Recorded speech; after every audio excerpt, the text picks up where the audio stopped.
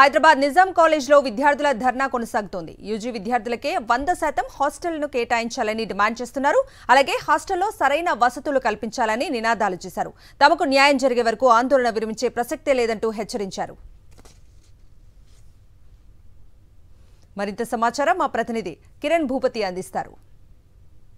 100% UG విద్యార్థులకే ఇటు hostel building కేటాయించాలంటూ Nizam కాలేజ్లో విద్యార్థులంతా కూడా ఆందోళన చేపడతా ఉన్నారు. గత 6 రోజుల నుంచి కొనసాగుతున్నటువంటి ఆందోళన నేపథ్యంలో గతంలో కూడా యూజీ హాస్టల్ బిల్డింగ్ ఏదైతే ఉందో పూర్తి స్థాయిలో మాకే కేటాయించాలని కూడా ధర్నా చేశారు. ప్రస్తుతం యూజీ విద్యార్థులంతా కూడా గత 6 రోజుల నుంచి రోడ్డుపైనే బైఠాయించి వాళ్ళ ఆందోళన కూడా చేపడుతున్నటువంటి నేపథ్యంలో ఇటు పీజీ విద్యార్థులు కాకుండా పూర్తి స్థాయిలో మాకే కేటాయించాలి హాస్టల్ బిల్డింగ్ అంటూ వీళ్ళంతా ఆందోళన వ్యక్తం చేస్తున్నారు. ఈ రోజు మధ్యాహ్నం వంట వార్పుకు పిలుపునిచ్చారు. మొదటి రోజు కూడా ఆందోళన చేసినటువంటి విద్యార్థులందరినీ కూడా పూర్తి స్థాయిలో పోలీసులు కూడా అరెస్ట్ చేసినటువంటి పరిస్థితి. 6 రోజుల నుంచి కూడా పోలీసులను ఇక్కడే మోహరించినటువంటి దృశ్యాలు అయితే మనకు కనబడతా ఉన్నాయి. పూర్తిగా హాస్టల్ బిల్డింగ్ సంబంధించి ఇప్పటి వరకు ప్రిన్సిపల్ కూడా పట్టించుకోవట్లేదు, కనీసం చూసి వెళ్తున్నారు తప్ప తమ సమస్యను కూడా పట్టించుకోవట్లేదు. వీళ్ళంతా కూడా ఆందోళన వ్యక్తం చేసినటువంటి నేపథ్యంలో కొంతమంది యూజీ విద్యార్థులు కూడా ఉన్నారు, వారితో కూడా మాట్లాడించేటువంటి ప్రయత్నం చేద్దాం. ఏం డిమాండ్ చేస్తున్నారు? ఇప్పటి వరకు ప్రిన్సిపల్ మీతో మాట్లాడారా? హాస్టల్లో స్పేస్ ఉంది అకామిడేషన్కి, సో స్పేస్ ఉంది అని చెప్పేసి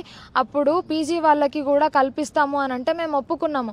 50-50 అనే దానికి ఒప్పుకోలేదు. 100% ఫిల్ చేసిన తర్వాత ఏమన్నా ప్లేస్ ఉంటే మాత్రమే పీజీ వాళ్ళకి ఛాన్స్ ఇవ్వండి అని చెప్పేసి మేము అంటే పీజీ వాళ్ళని అప్పుడు కొంతమందిని అకామిడేట్ చేశారు, సెకండ్ ఇయర్ వాళ్ళని.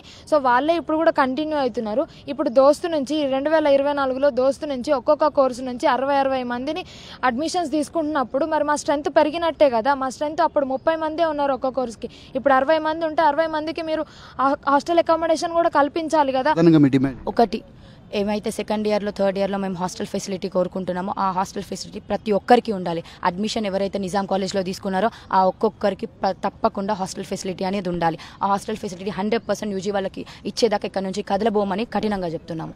ఇది వారు చెప్తున్నటువంటి పరిస్థితి కనబడుతుంది. పూర్తిగా సుదూర ప్రాంతాల నుంచి వచ్చినటువంటి మాకు బయట ఉండాలంటే ప్రైవేట్ హాస్టల్లో కూడా దాదాపు 5 నుంచి 6 వేల ఖర్చు అవుతుంది. కాబట్టి ఇక్కడ మాకు అడ్మిషన్లు దొరికినప్పటికీ కనీసం ఉండటానికి కూడా ఇల్లు లేకపోవడంతో ఇబ్బందులు ఎదురవుతా ఉన్నాయి. ఖచ్చితంగా ఆ పూర్తి స్థాయిలో ఇక్కడ ఉన్నటువంటి హాస్టల్ ఫెసిలిటీ ఏదైతే ఉందో దాన్ని ఖచ్చితంగా మాకే కేటాయించాలి. అటు పీజీ విద్యార్థులు కాకుండా ఉన్నటువంటి విద్యార్థులందరినీ కూడా మాకే కేటాయించాలంటూ కూడా ఆందోళన చేసినటువంటి పరిస్థితులు ఉన్నాయి. ఇటు ప్రిన్సిపల్ కూడా తమ డిమాండ్ను పట్టించుకోవాలని కూడా వీళ్ళంతా కూడా ఆగ్రహం వ్యక్తం చేస్తున్నారు. కెమెరా ముత్యంతో కిరణ్, సాక్షి టీవీ, నిజాం కాలేజ్ నుంచి.